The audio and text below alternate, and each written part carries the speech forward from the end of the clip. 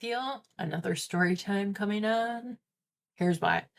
So the question is, what was a big wake up call you had and like to what end? I think. Let me check. Yeah, my biggest wake up call was when and what changed. Story time. I can tell this story differently, the full story, because whoa, woo! It was rough. It was rough, but here's the story as it is. So, I had a big health wake up call a couple of years ago. Oh, it's hard not to tell the long version of this because it's you know that saying, if it's not a good time, it's a good story. This is like both of them. It was a good time in a very different kind of way. But I want to say it was 2018, taking you back to 2018. I signed up to go to Peru on this hiking trip to hike the Salcantay Trail, which would take us to Machu Picchu. So it was kind of this, it was like a 4-day trek, like a 40-mile, in total thing, with the tour guide. And the key was that you were sleeping in not tents, which a lot of the tours do in Peru, but you were sleeping in cabins, in real beds. There was like some level of comfort. And so I was like, yes, sign me up. So that was 2018. Literally the day before the airports closed was the day I was supposed to leave for this trip when the pandemic hit in the spring of 2019 and the whole world closed down. So the trip was postponed for a year. I was secretly very relieved because you had to do training for this, obviously. I had been training, but training in the winter in Chicago in an apartment, it was way more difficult than I expected. I really had to be, walking on an incline treadmill for essentially hours every day to realistically train for this. Now, that's a story for a different time, what the tour company told me the training was. But anyway, even so, I had fallen behind on what I thought. So, thank God. I have a whole nother year. A year comes up. The pandemic is still dangerous. Peru is not fully open. The world is not fully opened. It got postponed again for another year. And so finally, in what would that be? 2020, I think, or maybe 21. I can't remember. It's all a blur. This trip was a go. And so I did the training that was recommended. There was a whole like app to follow. You check the stuff off every day. I did all of that. But a couple important key moments. Number one, I live in Chicago, which if you look at the elevation chart for Chicago, it is literally negative elevation. Our trip started in Cusco, which is over 5,000 feet in elevation. That's higher than Denver. It is like straight up in the mountains. And we actually even came down to start the hike. Okay. But we're so high. So that's one thing. I was living at an elevation that was not going to help me. So all of my training was like good. But in hindsight, what I needed to be training was altitude, not distance. Key learning. We'll come back to that in a second. Secondly, this was 2 full years into the pandemic. The world is just waking up again. And I'm pretty sure I've talked about this already, but during the pandemic, I gained a significant amount of weight for a lot of reasons. And so the body I signed up for the trip, with was not the body I was taking on the trip, despite all of the training. It was significantly heavier. I want to say like 30 pounds heavier than when I signed up. Okay, so that's already going to be an issue. And number 3, I'm not a cardio girl. When I do workouts and stuff, it's strength training. with some conditioning, right? All things important to keep in mind. So I'll fast forward because it's not a Peru storytelling trip, although I will tell that story at some point because it's a doozy. Oh man. Oh, it's taken me years to like be okay with even approaching this topic because it was so difficult. Here's the health scare. So I flew into Cusco. Everything seemed to be going okay, except there were two issues that I was finding immediately upon landing, like immediately. And I think at that point I was like, I don't know how to get out of this. I don't know how to pull the cord to say no. I'm going to lose so much money. I'm already here. So like the only way out is forward. As soon as I landed in Cusco, number one, my entire body, every joint in my body started aching, painfully aching, and as the days would go on, swelling.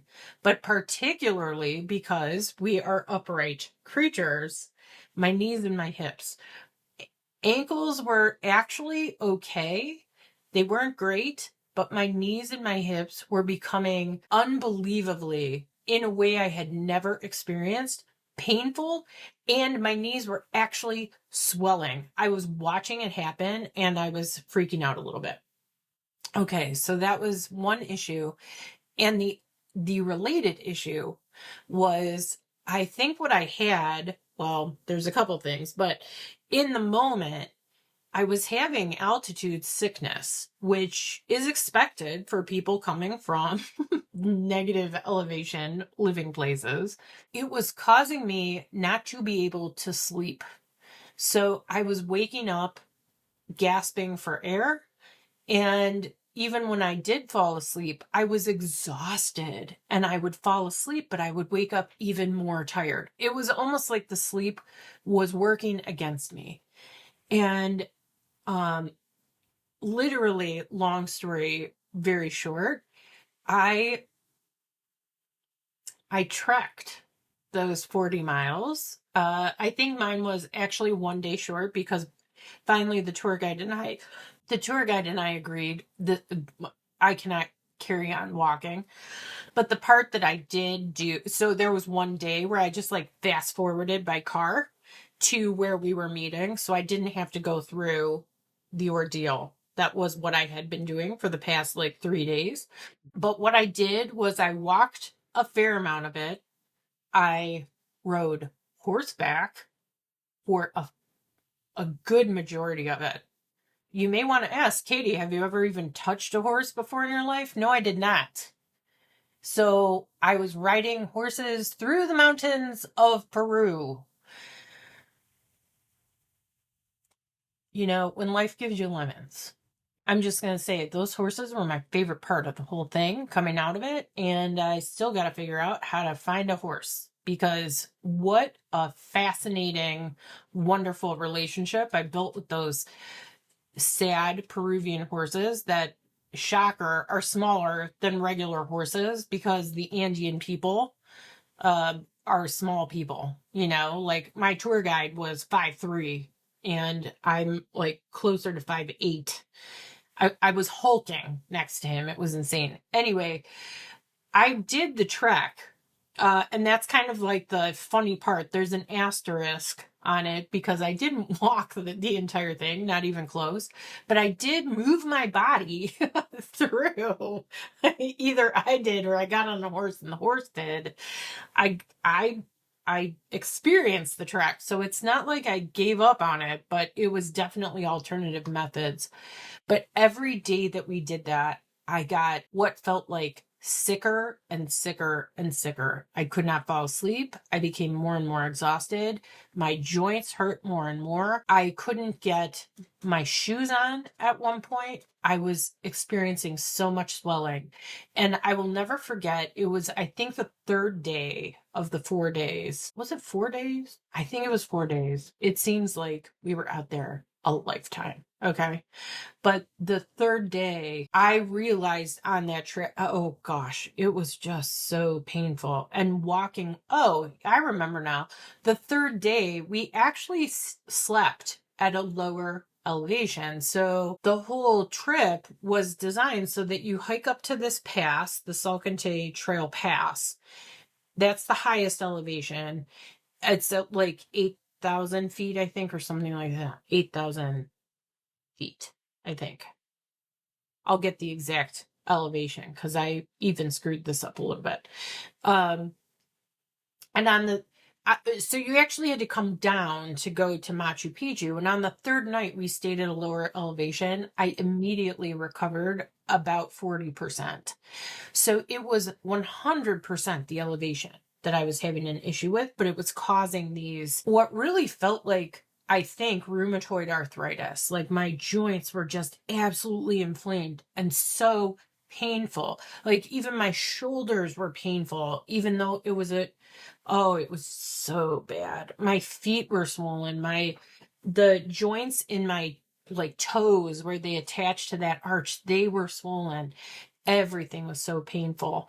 And I remember getting on the plane to go home, so relieved that this whole thing was over, but very well aware that my health was something I needed to get reclaimed. So I've already talked about this, but one of the things that I did was contact and begin to see this obesity specialist because it was clear to me that my weight was certainly, I don't know if it was the cause of this scenario, it was certainly a huge contributing factor.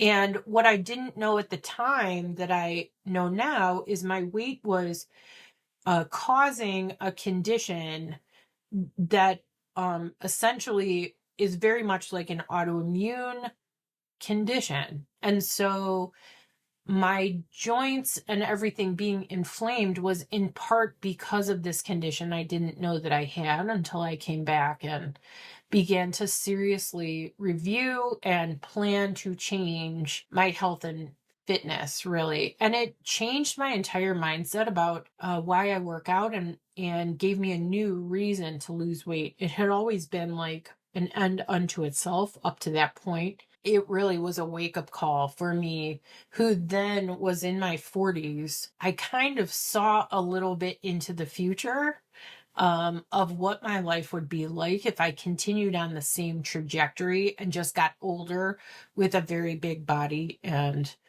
not a very healthy heart. And so I made a lot of changes, and I already talked about the weight loss that I have since experienced and the kind of revolution in my health and fitness goals as well. So that was a scary one. I really slept well when I got home, in part because I also realized that I needed to get a handle on my stress because my stress was through the roof on that trip. Not just stress from the conditions, but stress emotionally. I was very, very nervous because once we start, here's what I did not know. Once you start those treks, there's no going back. There is literally no way out but through. And so after the first day, I was like, this is a disaster and I have to pull the plug. And the guide was like, no, you can't. The only way to get home is to go forward. Whole nother learning experience. That guide, his name is Claudio. And yeah, we'll forever be bonded because of this. Hi, Claudio, if you're seeing this. He was truly incredible and one of the best people I've ever met in my entire life. I will never forget all of the amazing things he did to make that allow me to get home, honestly. Like, it was really incredible. But yeah, it's taken me a long time to be okay talking about it because it slapped me so hard. I was not ready for that kind of slap and was very seriously humbled by that and still feel humbled by that. It was such an important lesson for me to learn. So take what you will from that story. But dang, yeah, that one really, it shook me a little bit and it gave me the impetus to realize that Change needed to come. And it did. There you go. Happy ending.